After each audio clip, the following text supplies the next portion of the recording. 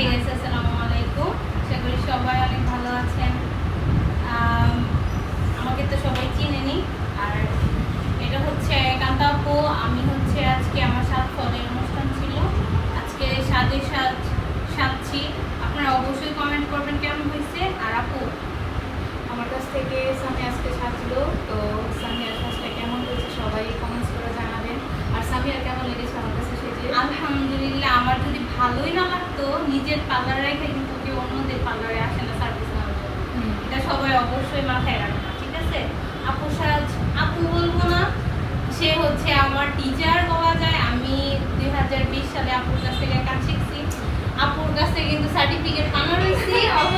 আমি অবশ্য তখন কিছুদিন পরে আমাদের একটা সার্টিফিকেটটা দেওয়া হবে। ক্লাস হচ্ছে আপুর এখান থেকে হচ্ছে ক্লাস করবো বলতে একদিনের একটা ক্লাস থাকবে। ক্লাসের সাথে সাথে হচ্ছে আপু আমাদেরকে আমার যে সার্টিফিকেটটা আমি পানা ওইটা তো অবশ্যই আমার নিতে হবে, তাই না? অবশ্যই। ওইটা হচ্ছে দিয়ে দিবে। আপনারা সবাই আপুর এখানে চলে আসবেন। আপুর আর সামিয়া বলে দাও। আর সামিয়া কিন্তু অনেক ছোটকাল থেকে কাজ শিখতেছে, তো ওর হাতের কাজ কিন্তু মাশাআল্লাহ অনেক অনেক সুন্দর। তো এটা নিয়ে আমি অনেক প্রাউড ফিল করি। আর আমার স্টুডেন্ট হয়ে সামিয়া এত ভালো কাজ করে, তো সবাই ওর জন্য দোয়া করবেন, ওর বেবির জন্য দোয়া করবেন যে আলহামদুলিল্লাহ আমাদের যাতে একটা ভালো বাবা আসে।